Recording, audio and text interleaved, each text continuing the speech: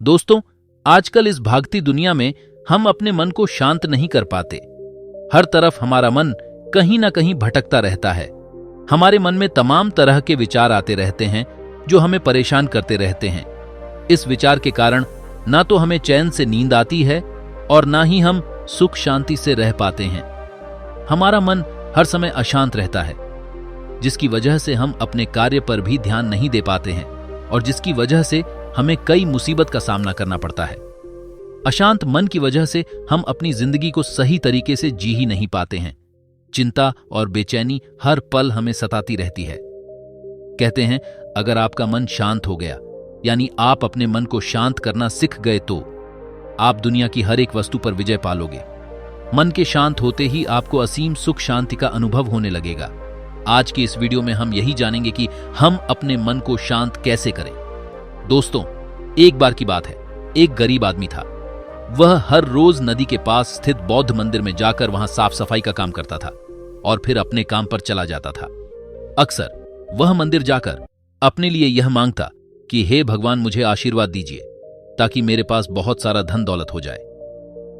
एक दिन जब वो गरीब व्यक्ति उसी बौद्ध मंदिर में साफ सफाई कर रहा था, साफ सफाई करने के बाद जब वो प्रार्थना के लिए बैठा तो उसने वही पुरानी बात दोहराई। वह अपने लिए धन दौलत मांगता है। उसकी यह बात एक बौद्ध महात्मा सुन लेते हैं। वे महात्मा बड़े ही चमत्कारी महापुरुष थे। उन्होंने कई सारी सिद्धियां प्राप्त की थी, लेकिन कभी भी वह अपनी सिद्धियों का गलत उपयोग नहीं करते थे। बौद्ध महात्मा ने उस गरीब आदमी से पूछ ही लिया कि क्या तुम मंदिर में केवल इसलिए काम करने आते हो कि तुम्हें कुछ मिल जाए? उस गरीब आदमी ने पूरी ईमानदारी से कहा, हाँ महात्मा, मेरा उद्देश्य तो यही है कि मेरे पास ढेर सारी धन दौलत हो जाए। इसीलिए तो मैं यहां दर्शन करने आता हूं। मैं बाजार में पटरी पर सामान लगाकर बेचता हूं। पता नहीं मेरे सुख के दिन कब आएंगे। महात्मा ने कहा, तुम चिंता मत करो। जब तुम्हारे सामने अवसर आएगा तब ऊपर वाला तुम्हें आवाज नहीं लगाएगा, बस चुपचाप तुम्हारे सामने अवसर खोलता जाएगा। यह कहकर बौद्ध महात्मा चले गए और गरीब युवक रोज की तरह अपने काम पर चला गया। समय ने पलटा खाया। वो अधिक धन कमाने लगा। वह इतना व्यस्त हो गया कि उसका मंदिर जाना ही छूट गया। कई वर्षों बाद एक दिन वह सुबह ही मंदिर पहुंचा और साफ सफाई करने लगा। उसे फिर वही बौद्ध महात्मा मिल जाते हैं। बौद्ध महात्मा ने उससे बड़े ही आश्चर्य से पूछा, क्या बात है, इतने वर्षों बाद याद आया? सुना है तुम बहुत बड़े सेठ बन गए हो। फिर उस व्यक्ति ने कहा, मैंने बहुत धन कमाया, अच्छे घरों में बच्चों की शादियां की। पैसे की कोई कमी नहीं है, पर दिल में चैन नहीं है। मन में आता है कि रोज सेवा करने आता रहूं, पर आ न सका। हे प्रभु, आपने मुझे सब कुछ दिया, पर जिंदगी में चैन नहीं दिया। बौद्ध महात्मा ने कहा, तुमने वह मांगा ही कब था जो तुम्हें चैन मिलेगा? धन तुम्हें चाहिए था, वह तो तुम्हें मिल गया, तो फिर आज यहां क्या करने आई हो? उसकी आंखों में आंसू भर आए। वह वहीं पर बौद्ध महात्मा के चरणों में गिर पड़ा। अब कुछ मांगने के लिए सेवा नहीं करूंगा, बस मन को शांति मिल जाए। तब बौद्ध महात्मा ने कहा, पहले यह तो पक्का करो कि अब कुछ मांगने के लिए मंदिर की सेवा नहीं करोगे, बस मन की शांति के लिए ही मंदिर आओगे। बौद्ध महात्मा ने कहा कि हम तुम्हें 10 सूत्र के बारे में बताएंगे। अगर तुम इन 10 सूत्र को समझ लोगे तो तुम्हारी जिंदगी में सुख शांति आ जाएगी। लेकिन अगर तुम मेरे इन 10 सूत्रों को सुनने के लिए तैयार हो तो ही मैं बोलूंगा। सेठ ने कहा कि हे महात्मा, आप जो भी कहेंगे मैं आपकी सारी बातों को सुनूंगा, क्योंकि मैं अब दुनिया से ठोकर खाकर लौट आया हूं। अब मुझे शांति चाहिए। कृपया आप मुझे 10 सूत्र बताने का कष्ट करें। महात्मा ने कहा कि मन को शांत रखने के लिए पहला सूत्र है, किसी के काम में तब तक दखल ना दें जब तक कि आपसे पूछा ना जाए। महात्मा ने कहा कि कई बार यह भी देखने को मिलता है कि कुछ लोग बिना मांगे अपनी राय देने लगते हैं और दूसरों के काम में दखल अंदाज करने लगते हैं, जिससे कई बार होता है कि सामने वाले को आपकी बातें अच्छी नहीं लगती। इसलिए जब तक आपसे बोला ना जाए तब तक आप किसी के काम में दखलंदाजी ना दें। अगर आप हर जगह इधर उधर की फालतू बातें करते रहेंगे और दूसरों के काम में टांग अड़ाते रहेंगे तो आप तमाम उल्टे सीधे विचारों में उलझे रहेंगे, जो आपके मन को हमेशा अशांत करता रहेगा। बुद्ध महात्मा ने कहा कि मन को शांत करने के लिए दूसरा सूत्र है माफ करना और कुछ बातों को भूलना सीखें। कई बार कुछ लोगों को देखा जाता है कि कोई बात उनके मन में बैठ गई तो वे उसी बात पर बार बार विचार करते रहते हैं। ऐसा क्यों हो गया और कैसे हो गया, उसने मेरे साथ ऐसा क्यों किया, ऐसे विचार उनके दिमाग में चलते रहते हैं जो कि उनके दिमाग को बार बार अशांत कर देता है। पहली बात तो यह है कि माफ करने की आदत डालें। हां, अगर कोई जानबूझकर गलती कर रहा है तो उसे माफ ना करें, बल्कि उस व्यक्ति से दूरियां ही बनाना बेहतर है। लेकिन हां, अगर किसी से भूल से गलती हो गई तो आप उसे माफ करना सीखें, क्योंकि माफ वही करता है जो इंसान बड़ा होता है। जब कोई इंसान किसी को माफ करता है तो उसके मन के सारे नकारात्मक विचार दूर हो जाते हैं। उसके मन में बैठी तमाम दूषित भावनाएं दूर होने लगती हैं, जिससे उसका मन शांत होने लगता है और उसे अच्छा महसूस होने लगता है। इसलिए माफ करने की आदत डालें ताकि आपका दिमाग शांत रह सके।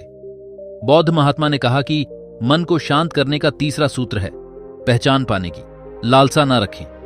महात्मा ने उसे सेठ से कहा कि सेठ, कई बार यह होता है कि लोग पहचान बनाने के चक्कर में इधर उधर का काम करते रहते हैं। जैसे बड़े लोगों के साथ रहना, उनकी जी हजूरी करना। उन्हें ऐसा लगता है कि अगर वह बड़े लोगों के साथ रहेंगे और उनकी जी हुजूरी करेंगे तो वह महान हो जाएंगे, अर्थात उनकी एक अलग पहचान होगी समाज में। तो ये सब बिल्कुल गलत बात है। तुम पहचान बनाते बनाते इतना अशांत हो जाओगे कि तुम्हें पता नहीं चलेगा कि इतने साल कैसे बीत गए। और जितना समय बीतता जाएगा तुम्हारा मन समय के साथ साथ उतना ही अशांत होता चला जाएगा। इसलिए पहचान बनानी है तो खुद परिश्रम करो। जब तुम खुद परिश्रम करोगे तो वह तुम्हारी असली कमाई होगी और यही कमाया तुम्हें सुख शांति देगी, तुम्हारे मन को भी शांति देगी। तुम्हें भी लगेगा कि हां, हमने कुछ अपने दम पर अर्जित किया है। इसलिए लोगों की जी हुजूरी करना छोड़ो, पहचान बनाने की लालसा छोड़ो, क्योंकि यही लालसा ही तुम्हारे मन को अशांत कर देगी। आजकल समाज में तो यही हो रहा है। कोई कहता है कि मेरा राजा के सेनापति से परिचय है, तो कोई कहता है कि मेरा दोस्त ही सेनापति है। यह सब जताकर हम अपने आप को बड़ा साबित करने में लगे हुए हैं, अर्थात हम खुद को छोटा महसूस कर रहे हैं। तभी हम खुद को बड़ा बनाने के लिए बड़े लोगों से अपना परिचय बनाने में लगे रहते हैं। गुरु ने कहा, सेठ, तुम्हें यह सब छोड़ना होगा। अगर तुम ये सब छोड़ देते हो तो तुम्हारे मन को शांति अवश्य मिल जाएगी। महात्मा ने आगे कहा कि मन को शांत करने के लिए चौथा सूत्र है जलन की भावना से बचन। कुछ लोगों का स्वभाव यह होता है कि वे छोटी छोटी बातों पर एक दूसरे से नफरत पैदा करने लगते हैं। उन्हें लगता है कि यह चीज हमारे पास होनी चाहिए थी, दूसरों के पास कैसे हो गई। कुछ लोगों को लगता है कि जिंदगी में सिर्फ वही आगे बढ़े। जब कोई दूसरा उनसे आगे बढ़ता है तो उन्हें जलन होने लगती है और यही जलन की भावना उनके दिमाग को बार बार अशांत करती रहती है। अगर आप दूसरों के विकास में खुश रहने लगेंगे तो आपका मन शांत रहेगा और आप भी अपनी जिंदगी में आगे बढ़ाने लगेंगे। महात्मा ने सेठ से कहा कि सेठ, कभी आजमा कर देखना, जब कोई तुम्हारा पड़ोसी या कोई तुमसे आगे बढ़ रहा हो या अपनी जिंदगी में विकास कर रहा हो तो तुम उसकी खुशी में शामिल होना, तुम्हें भी बहुत अच्छा लगेगा। आजकल तो हर कोई एक दूसरे से जलन की भावना रख रहा है, जो कि उसके मन को अशांत होने का सबसे बड़ा कारण है। महात्मा ने सेठ से पांचवा सूत्र बताते हुए कहा, उतना ही काटे जितना चबा सके, अर्थात उतना ही काम हाथ में लेना जितना पूरा करने की क्षमता हो। महात्मा ने कहा कि सबसे पहले हमें अपनी क्षमता को परखना होता है। हमें यह जान लेना आवश्यक होता है कि हमारे पास कितनी ताकत है, हम इस काम को कर पाएंगे कि नहीं। यह सब सोच विचार करने के बाद ही उसे काम की शुरुआत करनी चाहिए। ज्यादा इधर उधर भागोगे, हर तरफ हाथ ही मारते रहोगे तो कोई भी तुम्हारा काम सही समय से पूरा नहीं हो पाएगा। और जब तुम्हारा कोई भी काम सही समय पर पूरा नहीं हो पाएगा तो तुम हर समय चिंता में डूबे रहोगे। हर समय तुम्हारा मन व्याकुल रहेगा, जो कि तुम्हारे मन को अशांत कर देगा। इसलिए पहले अपनी क्षमता पहचानो और उसी क्षमता के अनुरूप ही काम का चुनाव करो। अगर तुम ऐसा करोगे तो तुम्हारा मन शांत रहेगा। महात्मा ने कहा कि मन को शांत करने का छठा सूत्र है रोजाना ध्यान करो। यह सबसे महत्वपूर्ण सूत्र है। अगर तुम सब कुछ करते हो लेकिन तुम इस सूत्र का पालन पूर्ण नहीं करते हो तो तुम्हारा मन कभी भी शांत नहीं रह पाएगा। कोई भी काम करो, कितना भी तुम व्यस्त क्यों ना हो, लेकिन तुम सुबह उठकर ध्यान करने की आदत डालो। ध्यान करने से तुम्हारे अंदर एक सकारात्मक ऊर्जा का विकास होता है। तुम खुद को जान पाने में सफल हो पाते हो। ध्यान से तुम्हारे शरीर की सभी प्रक्रियाएं सुचारू रूप से चलेगी और शरीर के हार्मोन संतुलित रूप में अपना अपना काम करते रहेंगे। इसलिए प्रतिदिन ध्यान करने की आदत डालें, क्योंकि ध्यान ही एकमात्र ऐसा तरीका है जिससे हम कुछ भी कर सकते हैं। महात्मा ने 7वां सूत्र बताते हुए कहा कि खुद को जिस माहौल हो उसी माहौल में डालने की चेष्टा करें। जिस माहौल में तुम रह रहे हो सबसे पहले उसमें ढलने की कोशिश करो, क्योंकि रहना तुम्हें वहीं है। मान लो अपनी इस भारतवर्ष में जो बारिश का मौसम आता है तो हम अपने अनाज को अपने घर में रख लेते हैं। ठंड का मौसम आता है तो हम ऊनी कपड़े पहन लेते हैं। गर्मियों का मौसम आता है तो हम हल्के कपड़े पहन लेते हैं। इसका मतलब यह है कि हम मौसम के हिसाब से अपने आप को ढाल लेते हैं।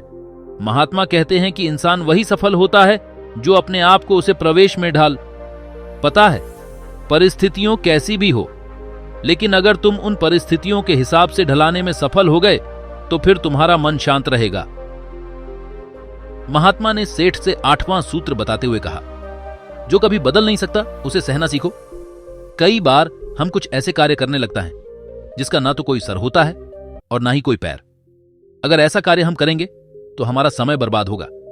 इसमें कुछ भी मिलने वाला नहीं है जो हमारे वश में है। हमें उसी काम को पूरी ऊर्जा के साथ करना चाहिए। अगर हमें बड़े बदलाव लाने हैं तो पहले में छोटे छोटे बदलाव खुद हमारे अंदर लाने होंगे।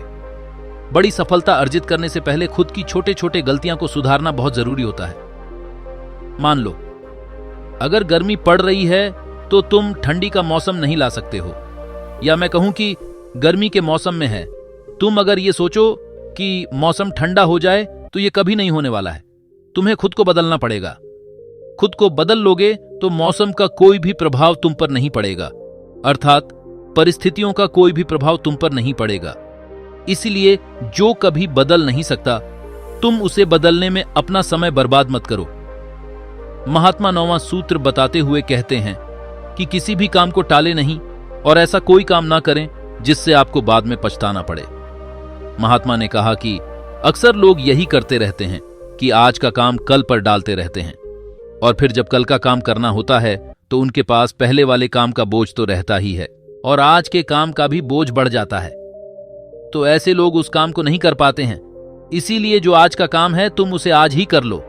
आज समय रहते जो भी काम है उसे उसी समय पर निपटा दो, जिससे कि तुम्हें बाद में कोई पछतावा ना हो।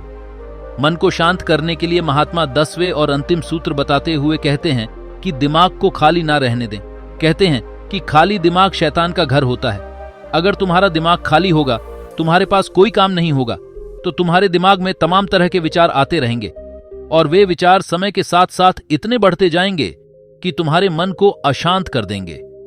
इसलिए अपने जीवन में कोई उद्देश्य रखो और फिर उसे उद्देश्य की प्राप्ति के लिए पूरी सकारात्मक ऊर्जा के साथ जुट जाओ।